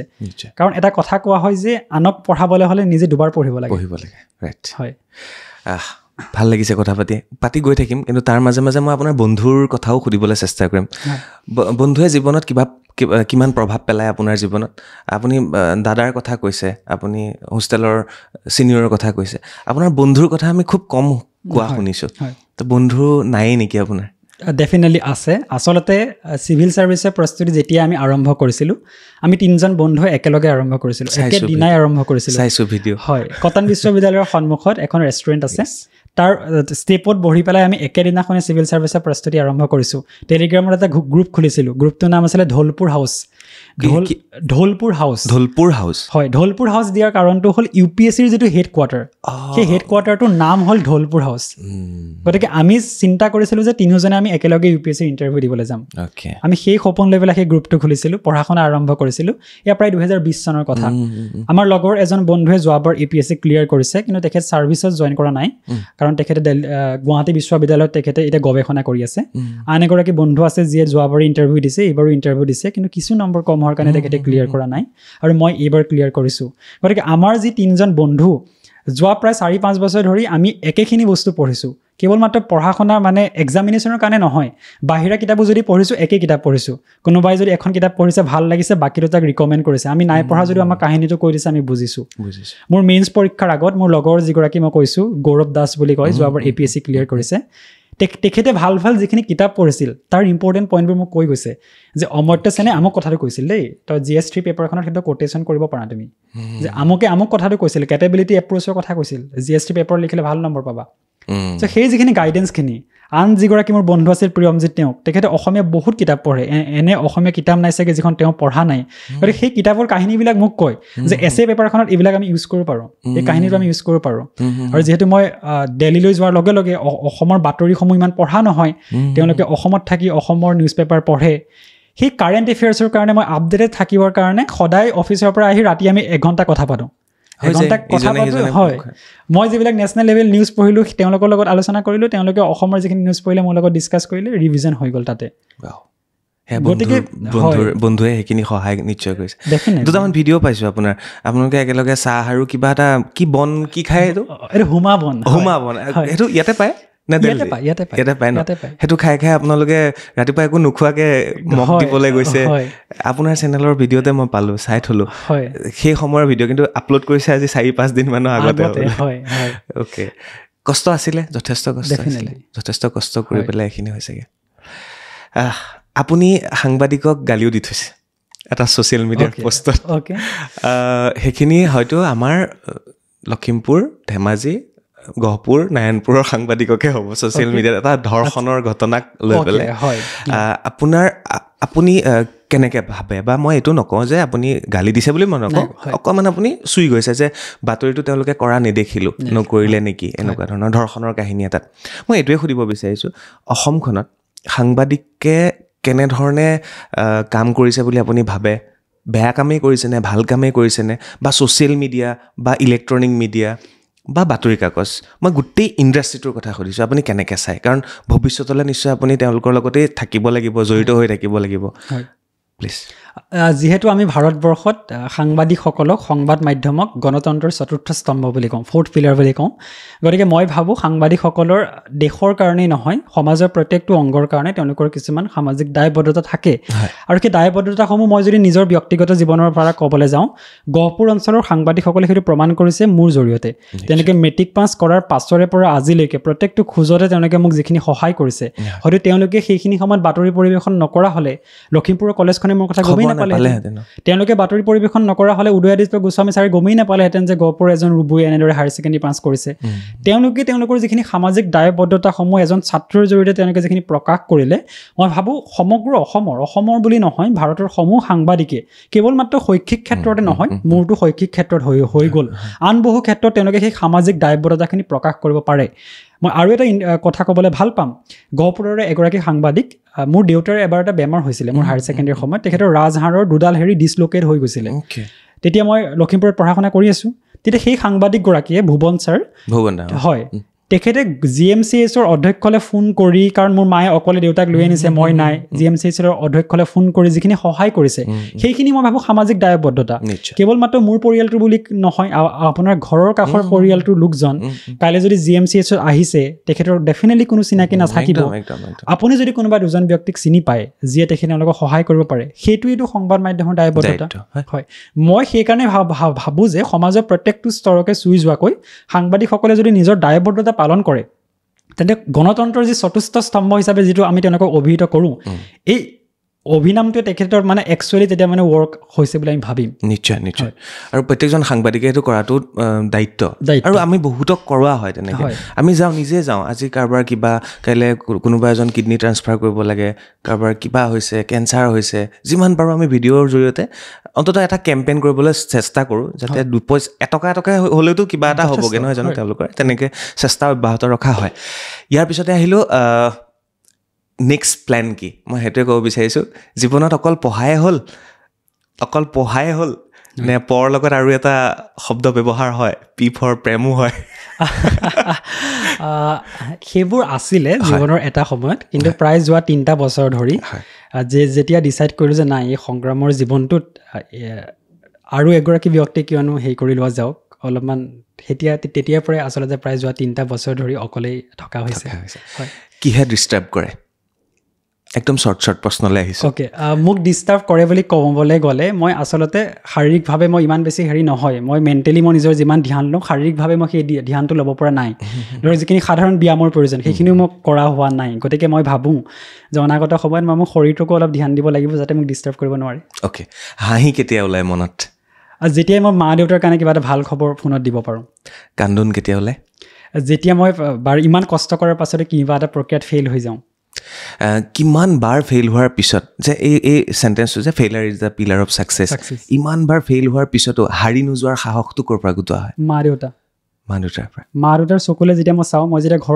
ঘৰখনৰ কথা ভাবোঁ তেতিয়া মোৰ সেই চকু পানী নোলায় যিমান ফেইল কৰিলেও মই সেই সাহসে পাওঁ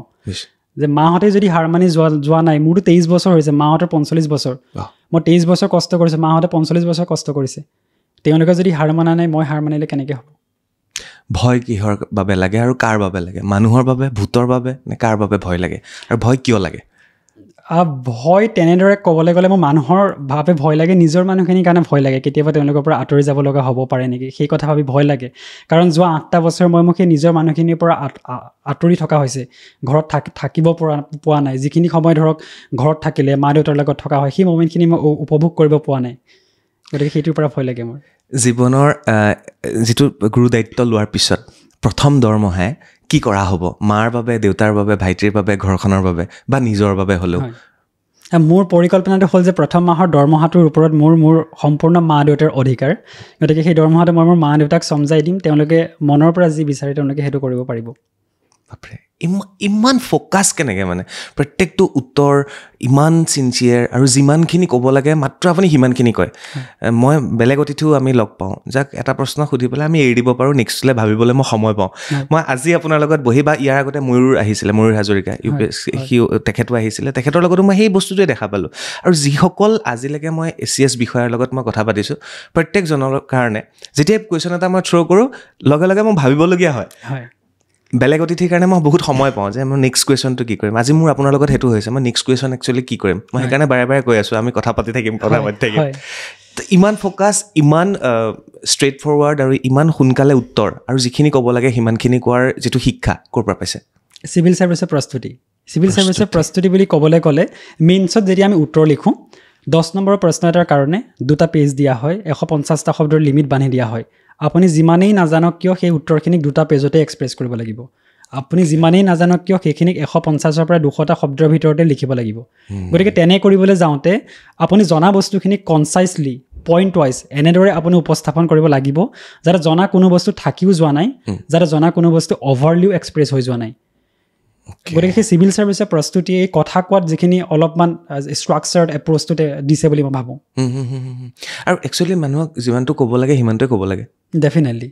কাৰণ নহ'লে মানুহ ব'ৰ হয় এতিয়া মই যদি কাৰোবাক কিবা এটা প্ৰশ্ন সোধোঁ তেওঁ যদি 7 মিনিটৰ এটা এনচাৰ দি থাকে মোৰ পাছৰখিনি শুনিবলৈ ধৈৰ্য নাথাকিব মোৰ আটাইতকৈ বেছি ব'ৰ ক'ত লাগে জানে যেতিয়া মিটিং এখনলৈ মাতে মোৰ আগৰ বক্তাকেইজনে 1 ঘণ্টাৰ ভাষণ দিয়ে মই বহি থাকিব নোৱাৰোঁ যিমানখিনি ক'ব লাগে সিমানখিনি ক'ব লাগে হয়নে হয় ছেম মই আচলতে অপেক্ষা কৰি বহুত বেয়া পাওঁ মই খুব বেয়া পাওঁ অপেক্ষা বুলি ক'ব গ'লে ধৰক বিয়ালৈ গৈছোঁ খাবলৈ মাতি নিয়া নে বহাই থৈছে মিটিঙলৈ গৈছোঁ মূল অনুষ্ঠানৰ পূৰ্বে বাকী কিবা অনুষ্ঠান হৈ আছে একদম সঁচা কথা ৰাস চাবলৈ গৈছোঁ ৰাসৰ পূৰ্বে ধৰক বেলেগ কিবা হৈ আছে সেই বস্তুখিনি অলপমান ডেফিনেটলি বৰিং হয় একজেক্টলি আৰু সেইটো সময় কাৰণ আমাৰ হাতত সময় একেবাৰে নাই হয় আপুনি যদি মোক মাতিছে মই সময়ত গৈ পাইছোঁ আপুনি মোক লগে লগে সেইখন সময় দিয়ক হয় নহ'লে মই অকণমান দেৰিলৈকে শুই পেলাই যাম ন হয় হয় হয় তেনেকুৱা বহুতবাৰ হয় সঁচাকৈ অপেক্ষা নকৰাব অন্ততঃ অপেক্ষা নকৰাব আমি সময়ত গৈ পাম আৰু আটাইতকৈ ডাঙৰ কথা আমাৰ মিটিং এখন আপুনি চাব মিটিংখন 11টা বজাত আৰম্ভ হ'ব লাগে আমি ব্ৰেইনত আপুনি সুমুৱাই লৈ যাব সেইখন এঘণ্টা দেৰিকৈ অনুষ্ঠিত মানে তেওঁলোকে সেইটো প্ৰিপেয়াৰ কৰে যে আপুনি 11টাত পালেও হ'ব আমি 12টাতহে আৰম্ভ কৰিম হয় এই বস্তুটো চেঞ্জ কেতিয়া হ'ব অসমত আচলতে মই ভাবোঁ এই বস্তুটো তেতিয়া চেঞ্জ হ'ব যেতিয়া ইণ্ডিভিজুৱেল ব্যক্তিবিলাকৰ সেই সময়টোৰ পাছে জ্ঞান আহিব ধৰক আপোনাক যদি কোনোবা এখন মিটিঙলৈ আমন্ত্ৰণ কৰিছে যিসকল লোকে আমন্ত্ৰণ কৰিছে তেওঁলোকৰ যদি সময়টোৰ প্ৰতি যদি তেওঁলোকৰ মানসিকতাটো যদি আছে যে মই এঘণ্টাও লেট কৰিব নোৱাৰোঁ কাৰণ মোৰ আন এটা কাম পৰি আছে কাৰণ এনেকুৱাতো নহয় যে এটা কামৰ কাৰণে আপুনি গোটেই দিনৰ 24 ঘণ্টাটো দিব নোৱাৰে গতিকে টাইমটোক যেতিয়া আমি স্কেডিউলিং কৰি পেলাই যদি ডিভাইড কৰিবলৈ শিকিম যে এইখিনি কামত মই এইখিনি সময়ত মই এই কামটো কৰিম তাৰ পাছৰ এই সময়খিনি মই এই কামটোৰ কাৰণে ধৰক হেৰি কৰিম সেই ডিভিজন অফ ৱৰ্কটো যেতিয়া আহিব ডিভিজন অফ টাইমটো যেতিয়া সকলো ব্যক্তিয়ে জানিব মই তেতিয়া ভাবোঁ এই অপেক্ষা কৰিব লগা ধৰা চিটুৱেশ্যনবোৰ নহ'ব বুলি ভাবোঁ মই নিশ্চয় নিশ্চয় আপুনি অসম চৰকাৰক ধন্যবাদ দিছে এইবাৰ পৰীক্ষা খুব নিয়াৰিকৈ অনুষ্ঠিত হৈছে ইয়াৰ আগৰবাৰতো আমি সকলোৱে গম পাওঁ কি কি হৈছিলে কি কি নাই হোৱা বহুত বাৰু জেলতো যাবলগীয়া হৈছে এতিয়া হয়তো সোমায়ো আছে এইবাৰৰ পৰীক্ষা খুব ধুনীয়াকৈ নিয়াৰিকৈ হৈছে মুখ্যমন্ত্ৰী ডাঙৰীয়া আপোনাৰ ভিডিঅ' এটা শ্বেয়াৰো কৰিছে আপুনি আকৌ এবাৰ মোক কওক যে কিমান নিয়াৰিকৈ হৈছে আপুনি কেনেধৰণে গম পালে যে ইমান নিয়াৰিকৈ হৈছে বুলি আচলতে যিহেতু আমি UPSCৰ কাৰণে যেতিয়া প্ৰস্তুতি চলাওঁ GS 2 পেপাৰৰ এটা ছাবজেক্ট হ'ল গভৰ্নেন্সত আমি চিভিল ছাৰ্ভিচ ৰিফৰ্মৰ কথা পঢ়োঁ চিভিল ছাৰ্ভিচ ৰিফৰ্মৰ কথা কোৱাৰ লগে লগে বহুখিনি কমিটি আছে হোটা কমিটি আছে বহুখিনি কমিটিৰ বহুখিনি ৰিকমেণ্ডেশ্যন আছে তেওঁলোকে ৰিকমেণ্ডেশ্যনসমূহ দিছিলে ষ্টেট পাব্লিক ছাৰ্ভিচ কমিশ্যন আৰু ইউনিয়ন পাব্লিক ছাৰ্ভিচ কমিশ্যনক যাতে এই পৰীক্ষাসমূহত যাতে তেওঁলোকে নিকা আৰু স্বচ্ছভাৱে পাতিব পাৰে আৰু সেই ৰিকমেণ্ডেশ্যনসমূহ আমি APSCত যোৱা 2-3 বছৰ ধৰি পেলাই সংলগ্ন হোৱাটো আমি দেখা পাইছোঁ প্ৰথম যিটো মই ভাবোঁ ধনাত্মক দিশটোৱে হ'ল পৰীক্ষাৰ যিটো প্ৰচেছ সেইটো শ্বৰ্টেন কৰি দিয়া হৈছে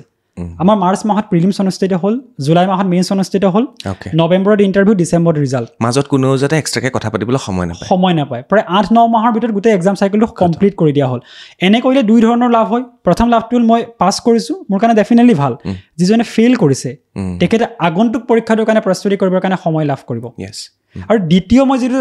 নিকা নতুবা স্বচ্ছভাৱে যিখিনি হৈছে বুলি ভাবোঁ প্ৰথম দিশটো হ'ল প্ৰিলিমছ আৰু মেইনছৰ যিখিনি এক্সাম পেটাৰ্ণ প্ৰিলিমছত এতিয়া আপুনি যেতিয়া পৰীক্ষা দিব পেপাৰখনৰ তলত এখন কাৰ্বন কপি থাকে আপুনি কি উত্তৰ ক্লিক কৰিছে সেইটো আপুনি সেই কাৰ্বন কপিটো লৈ যাব পাৰিব পাছত যেতিয়া এনচাৰ কি আহিব আপুনি নিজে দেখা পাব যে আপুনি কিমান নম্বৰ পাইছে আপুনি নিজে গম পাব যে কাট অফটো আপুনি ক্লিয়াৰ কৰিছে নে নাই কৰা তাত কোনো 2 নম্বৰী কৰাৰ কোনো চান্সেছ নাই তৃতীয়তে এক্সামত কি প্ৰশ্ন সোধা হৈছে আগতে APSCত খুব বেছি ষ্ট্ৰেইট ফৰৱাৰ্ড প্ৰশ্ন সোধা হৈছিল যে হিউমেন ৰাইট কমিশ্যন কেতিয়া এষ্টাব্লিছ কৰা হৈছিল 4টা অপশ্যন দিয়া হয় যিসকলে মুখস্থ কৰি যায় শুদ্ধ উত্তৰ দি দিব পাৰে আজিকালি প্ৰশ্ন তেনেদৰে সোধা নহয় আজিকালি ষ্টেটমেণ্ট বেছ কুৱেশ্যন সোধা হয় যদিহে নেশ্যনেল হিউমেন ৰাইট কমিশ্যনৰ বিষয়ে এটা প্ৰশ্ন আপুনি উত্তৰ কৰিবলৈ হয় নেশ্যনেল হিউমেন ৰাইট কমিশ্যনৰ গোটেই ডিটেইলছখিনি আপুনি জানিব লাগিব কিয় এষ্টাব্লিছ কৰা হৈছিল কেতিয়া এষ্টাব্লিছ কৰা হৈছিল মটো কি ভিজন কি অবজেক্টিভ কি তেতিয়াহে আপুনি সেই প্ৰশ্নটো উত্তৰ দিব পাৰিব আৰু ইয়াৰ জৰিয়তে আচলতে যিসকল যিসকলে এক্সামটোৰ কাৰণে কষ্ট কৰি আছে তেওঁলোকৰ কাৰণে সহায়ক হয় মই যদি মেইনছ পৰ্যায়ৰ কথা ক'বলৈ যাওঁ আগতে খুব বেছি ডাইৰেক্ট কুৱেশ্যন সোধা হৈছিলে ষ্ট্ৰেইট ফৰৱাৰ্ড কুৱেশ্যন কিন্তু আজিকালি তেওঁলোকে এনালাইটিকেল প্ৰশ্ন সোধে প্ৰশ্নটো উত্তৰ দিবলৈ হ'লে আপুনি এনালাইচিছ কৰিব পাৰিব লাগিব নিজৰ ব্ৰেইনত প্ৰশ্নটো দেখাৰ লগে লগে মাইণ্ডত আহিব লাগিব যে ইয়াৰ ধনাত্মক দিশ এইখিনি ইয়াৰ ঋণাত্মক দিশ এইখিনি ইয়াৰ ক্ৰিটিচিজম এইখিনি হ'ব পাৰে ইয়াৰ ৰিকমেণ্ডেশ্যন এইখিনি হ'ব পাৰে ইয়াৰ ৱে ফৰৱাৰ্ড এইখিনি হ'ব পাৰে সেইখিনি যদি ক্ৰিটিকেলি আপুনি এনালাইজ কৰিব পাৰিছে তেতিয়াহে মেইনছৰ উত্তৰসমূহ আপুনি লিখিব পাৰিব গতিকে প্ৰথম কথা এক্সামিনেশ্যনৰ প্ৰচেছটো ছেকেণ্ড কথা এক্সামিনেশ্যনৰ চাইকেলটো থাৰ্ড কথা এক্সামিনেশ্যনৰ পেটাৰ্ণটো এই তিনিটা ক্ষেত্ৰত তেওঁলোকে যিখিনি আমূল পৰিৱৰ্তন আনিছে মই ভাবোঁ ইয়াৰ দ্বাৰা মোৰ দৰে আন এক্সাম প্ৰত্যাশীসকলৰ মাজত APSCৰ প্ৰতি তেওঁলোকৰ যি বিশ্বাস যিটো এটা সময়ত হয়তো নোহোৱা হৈ গৈছিলে সেইটো আকৌ ঘূৰি আহিব এতিয়া আমি দেখা পাওঁ যে হাজাৰ হাজাৰ ছাত্ৰ ছাত্ৰী কিছুমান ব্যক্তিগত কোচিং চেণ্টাৰ মই নাম নোকোৱাকৈ কৈছোঁ অসমত ভৰ্তি হৈ গৈছে আপুনি এনেকৈ শিলগুটি এটা মাৰি দিয়ক এটা কোচিং চেণ্টাৰতে পৰিব আৰু আমিও তাৰ বাবে জগৰীয়া ক'ৰবাত আমি দুপইচাৰ কাৰণে আমি তাৰ ভিডিঅ' বনাইছোঁ গৈ পেলাই আমি দেখুৱাইছোঁ যে এইখন একাডেমি এনেকুৱা এখন একাডেমি তেনেকুৱা কিন্তু তাৰ পৰা ভাল ৰিজাল্টটো আহিছে মই নকওঁ যে বেয়া ৰিজাল্ট আহিছে এতিয়া কথাটো হ'ল চবেই ইমান এই অনুষ্ঠানবিলাকৰ লগত জড়িত হৈছে এইটো কিমান দূৰ গ্ৰহণযোগ্য 1 নম্বৰ 2 নম্বৰ অনলাইন কিছুমান ইনষ্টিটিউট আহিছে তেওঁলোকেও বহুতখিনি কাম কৰিছে আপুনি ক'ৰ পৰা আৰম্ভ কৰিছিল বা এনেকুৱা ইনষ্টিটিউটৰ লগত জড়িত হৈ আছিল নেকি অকণমান জনাব নেকি যিসকলে বৰ্তমান ধৰক অ'কে মই প্ৰথমতে যদি মই নিজৰ কথা ক'বলৈ যাওঁ যিহেতু মোক চুতীয়া উন্নয়ন পৰিষদে দিল্লীত UPSC প্ৰশিক্ষণ ল'বলৈকে পঠাইছিলে মই তাৰ এটা ব্যক্তিগত খণ্ডৰ কোচিং প্ৰতিষ্ঠানত এডমিশ্যন লৈছিলোঁ কিন্তু 3 মাহ কোচিং কৰাৰ পাছতে মোৰ যিহেতু দিল্লী বিশ্ববিদ্যালয়ত এডমিশ্যন হৈ গৈছিল তেতিয়া মই কোচিংটোলৈ যোৱা বাদ দিছিলোঁ যাবলৈ বাদ দিয়াৰ প্ৰধান কাৰণটো হ'ল তেওঁলোকে সেইখিনি বস্তুৱে পঢ়াই আছিল যিখিনি মই অলৰেডি জানো গতিকে সেই একেখিনি বস্তুকে মই আকৌ কিয় 2 ঘণ্টা ক্লাছলৈ অহা যোৱা কৰি পঢ়াৰ মই প্ৰয়োজন বোধ কৰা নাছিলোঁ সময় অযথা খৰচ দ্বিতীয়তে যিসকল ছাত্ৰ ছাত্ৰীয়ে কোচিং লোৱাৰ কথা ভাবিছে এটা কোচিং লোৱাৰ এটা টাইম থাকে যে মই যদি এতিয়া গ্ৰেজুৱেশ্যন শেষ কৰিছোঁ লগত যদি মই কোচিং এখনত গৈ পেলাই এনৰোল কৰি দিওঁ তেতিয়া মোৰ কাৰণে ডেফিনেটলি সহায়ক নহ'ব মই বেছিকখিনি নাজানো মই পলিটিক্স সাধাৰণ কথাটো যদি নাজানো ফাণ্ডামেণ্টেল ৰাইট কি হয় ফাণ্ডামেণ্টেল ডিউটি কি হয় যদি নাজানো মই যদি ইকনমিৰ GDP কি হয় সেইটোৱে নাজানো মই যদি কোচিং এখনত এনৰোল কৰোঁ মোক যিমানেই ভালকৈ নপঢ়াওক কিয় সেইখিনি মোৰ ব্ৰেইনৰ ওপৰেদি যাব নিশ্চয় গতিকে কোচিং যদি কোনোবাই ল'ম বুলি ভাবিছে মই কোচিংটো বেয়া বুলি ডাইৰেক্টলি ক'ব নিবিচাৰোঁ কাৰণ গাইডেঞ্চ এটাৰ সকলোকে প্ৰয়োজন হয় যদি কোনোবাই সেইখিনি এফৰ্ড কৰিব পাৰে ডেফিনেটলি ল'ব লাগে কিন্তু তেতিয়া ল'ব যেতিয়া আপোনাৰ বেছিকটো কভাৰ হৈ গৈছে আপুনি যেতিয়া ৰিয়েলাইজ কৰিছে যে মই গোটেই এক্সাম প্ৰচেছটোৰ বিষয়ে মই জ্ঞাত মোক কেৱল মাত্ৰ এতিয়া অলপমান হেণ্ড হোল্ডিঙৰ প্ৰয়োজন যাতে মোক বাটটো দেখাই দিয়ে তেতিয়া তেওঁলোকে কোচিং প্ৰতিষ্ঠানত নামভৰ্তি কৰিব পাৰে তৃতীয়তে আটাইতকৈ ডাঙৰ কথা যদি মই সকলোকে কওঁ চিভিল ছাৰ্ভিচ প্ৰস্তুতিত সোমোৱাৰ লগে লগে ছাত্ৰ ছাত্ৰীসকলে এই কথা মানি ল'ব লাগিব যে এই এক্সামটোত ছাকচেছ হোৱাৰ শতকৰা হাৰ 0.1%। মই যদি এই এক্সাম চাইকেলটোৰ কাৰণে প্ৰিপেয়াৰ কৰিছোঁ মই মানি ল'ব লাগিব যে ইয়াত মোৰ পাছ কৰাৰ কেৱল 0.1% চান্স আছে 99.9% chances are that I will fail in this examination কাৰণ 8ৰ পৰা 10 লাখ ছাত্ৰ ছাত্ৰী UPSC পৰীক্ষা দিয়ে 800ৰ পৰা 900 জনহে অফিচাৰ হয় 70,000 ছাত্ৰ ছাত্ৰী APSC দিছিলে 235 জনে পাছ কৰিছে গতিকে এই কথাটো যেতিয়া আমি মাইণ্ডত ভৰাই ল'ম তেতিয়া আমাৰ এক্সটাৰ্নেল প্ৰেছাৰটো নাহে মই যেতিয়া ফেইল কৰিম কি কোনোবা এটা পৰ্যায়ত যেতিয়া মই ফেইল কৰিম তেতিয়া মই 10 দিন বহি কানি থাকিব লগা নহয় কাৰণ মই অলৰেডি একচেপ্ট কৰি লৈছোঁ যে দিছ ইজ দ্য ফেট এনেকুৱা হ'ব বুলি মই যেতিয়া মানি ল'ম প্ৰথমতে তেতিয়া আচলতে সেই এক্সটাৰ্নেল প্ৰেছাৰটো নাহে আৰু আমি ডিষ্ট্ৰেক্ট কেতিয়াও হ'ব লগা নহয় বুজি পালে গতিকে লোৱা নোলোৱাটো নিজৰ কথা একদম শেষ পৰ্যায়লৈ আহিলোঁ খুব বেছি ভাল লাগিলে আপোনাৰ লগত কথা পাতি আৰু মোৰ আটাইতকৈ বেছি ভাল লাগিছে আমি দুইজন ঘৰ একেবাৰে আমাৰ ওচৰ আৰু দেখিছোঁ আপোনাৰ কিমান বেছি মৰম কৰিছে এইকেইদিন ভিডিঅ'সমূহ চায়ে গম পাইছোঁ কিমান বেছি মৰম কৰিছে আৰু শেষত একদম এটা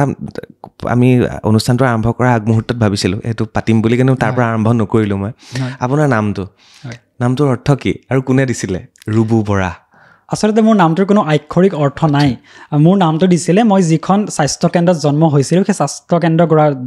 স্বাস্থ্যকেন্দ্ৰখনৰ নাৰ্ছগৰাকীয়ে দিছিলে মোৰ জেঠাই হয় ঘৰৰ ওচৰৰ তেখেতে নামটো দিয়াৰ পাছত মোৰ মা দেউতাই আৰু নামটো সলনি কৰিবলৈ বেয়া পালে গতিকে মোৰ নামটো ৰুবুৱে থাকিলে আৰু পৰৱৰ্তী সময়ত যেতিয়া মোৰ নামটোৰ অৰ্থ বিচাৰিবলৈ মই বিভিন্ন চ'ৰ্চেছ ট্ৰাই কৰিলোঁ উইজডম ডিক্সনেৰীখনত উল্লেখ কৰা মতে সংস্কৃতত এই শব্দটোৰ অৰ্থ হ'ল এৰাগতি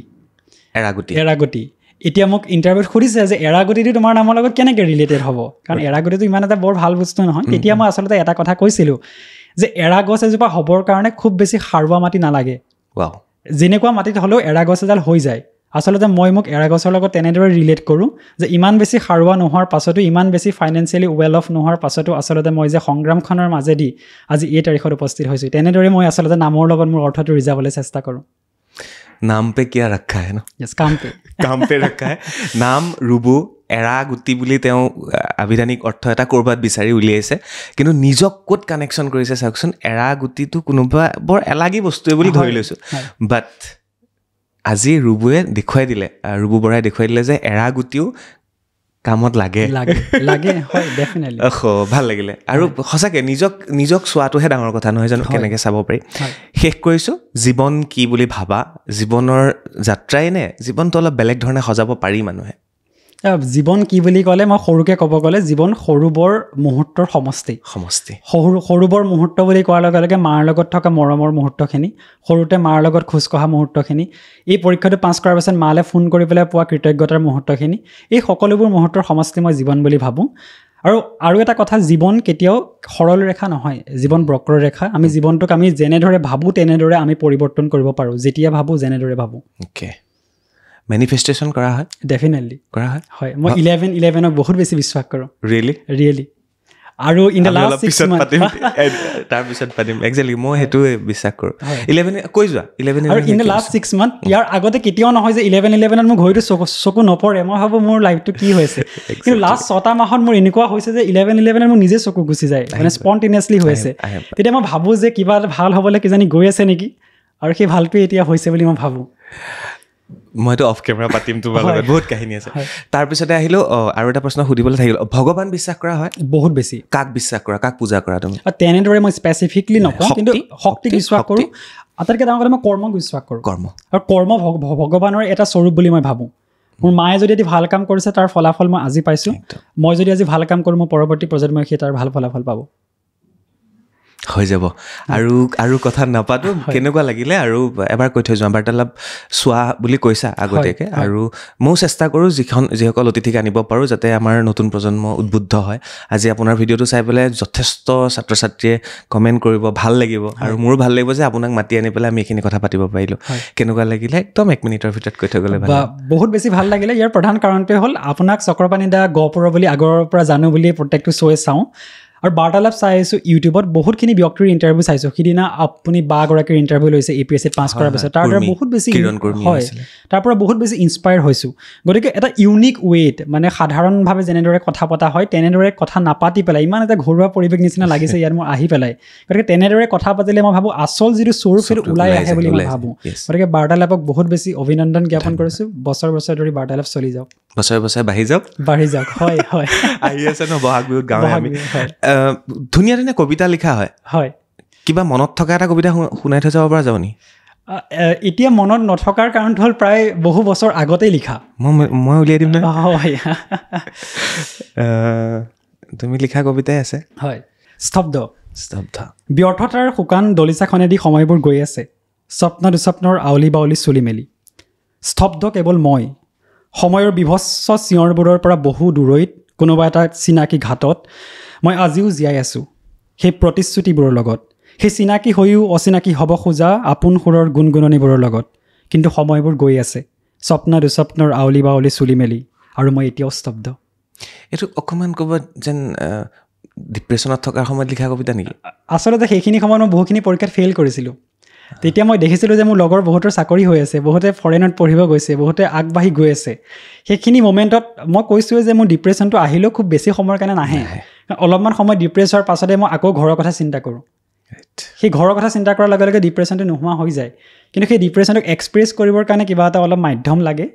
সেই মাধ্যমটো মই মাজে মাজে কবিতাৰ জৰিয়তে হেৰি কৰিছিলোঁ এক্সপ্ৰেছ কৰিছিলোঁ মটিভেট কেনেকৈ হোৱা বহুতে কয় যে আমি ৰেগুলাৰ গা ধোৱা নিচিনা মটিভেট হ'বলৈ সদায় আমি গা যেনেকৈ ধোওঁ আমি পবিত্ৰ হওঁ আৰু মনটো পবিত্ৰ কৰিবৰ কাৰণে আমি মটিভেশ্যনৰ ৰিল এটাও হ'ব পাৰে কিতাপ এখনো হ'ব পাৰে নিজক মটিভেট কোনে কৰে মই আচলতে বাহ্যিক মটিভেশ্যনটো বিশ্বাস নকৰোঁ মোৰ ইণ্টাৰনেল যিটো মটিভেশ্যন মই শুই উঠি গা ধুই পেলাই যেতিয়া মই অফিচলৈ ওলাই যাওঁ মই হেডফোনডাল লগাই বৰগীত এটা শুনি যাওঁ সেইটো শুনাৰ লগে লগে মোৰ মনটো পিয়'ৰ হৈ যায় মনত যদি মই কিবা কালিৰ যদি কিবা বেয়া কথা এটা চিন্তা কৰিছোঁ সেইটো মোৰ নোহোৱা হৈ যায় সেইটো মই মটিভেশ্যন বুলি ভাবোঁ বৰগীত এতিয়া পঢ়াৰ আগত এতিয়া কিবা এটা বস্তু পঢ়িব লৈছোঁ কিন্তু মোৰ যদি ডিপ্ৰেশ্যন হৈছে মই তেতিয়া সেই মটিভেশ্যনটো মই ক'ৰ পৰা পাওঁ মটিভেশ্যনটো পাওঁ যে মোৰ এটা জীৱনত এটা গ'ল আছে সেই গ'লটো মই এচিভ কৰিব লাগিব আৰু সেই গ'লটো এচিভ কৰিবৰ কাৰণে মোৰ ওচৰত 10-15-20 বছৰ সময় নাই বহুত কম সময় আছে গতিকে সেই সময়ত যদি মই সেই গ'লটো এচিভ কৰিবলৈ হয় মই একান্ত মনে পঢ়া শুনা কৰিব লাগিব মোৰ কাম কাজখিনি কৰিব লাগিব আৰু সেইটোৱে মোৰ কাৰণে আটাইতকৈ ডাঙৰ মটিভেশ্যন বুলি মই ভাবোঁ কাৰোবাক ফ'ল' কৰা হৈছিলে স্পেচিয়েলি কোনোবা মটিভেশ্যনৰ কাৰণে যোনে নহওক যাৰ বাবে নহওক মটিভেশ্যন হ'ব পাৰে মটিভেশ্যনৰ কাৰণে তেনেকৈ একো ফ'ল' কৰা হোৱা নাছিল কিন্তু ধৰক ইউটিউবত আজিকালি ৰিলবোৰ আহি যায় আপোনালোকে জানে বহুত কথা শুনি ভাল লাগে এতিয়া বহুত কিতাপো পঢ়োঁ কিতাপৰ পৰাও ভাল লাগে পাউলো কোহেলৰ কিতাপৰ যিখিনি উক্তি আছে নতুবা আন মই কোটেশ্যনখিনি পঢ়িবলৈ চেষ্টা কৰোঁ হয় এটা ভাল কোটেশ্যন মোৰ মনত পৰিছে যে কোটেশ্যনটোত কোৱা হয় that the ending is always beautiful if it is not beautiful it is not the ending আৰু আৰু ধৰক পাউলো কোহেলোৰ ধৰক যিটো কৈছিলে if you want something the entire universe conspires in helping you to achieve যেটো শাহৰুখ খানৰ সংলাপ হয় তুমি যদি কিবা এটা বস্তু বিচাৰিছা তেনে গোটেই পৃথিৱীখনে তোমাক দিবৰ কাৰণে চেষ্টা কৰিব সিদ্ধত সে মিলানে কি কোশিশ কৰছে ভাল লাগিল অশেষ ধন্যবাদ অহাৰ বাবে অশেষ ধন্যবাদ বিদায় লওঁ তেতিয়া ধন্যবাদ শ্বেয়াৰ কৰিবলৈ নাপাহৰিব আৰু আমাৰ দুইটাকে শ্বেয়াৰ কৰি দিব যিমান পাৰে গহপুৰৰ ল'ৰা আমি দুইজন যথেষ্ট কষ্ট কৰি এইখিনি আমি পাইছোগে বুলি ভাবোঁ আৰু বহুত কাম কৰিবলৈ আছে একেলগে মিলি কৰি যাম দিয়ক আমাক সহায় কৰিব খালি অকল ধন্যবাদ বিদায় লৈছোঁ ধন্যবাদ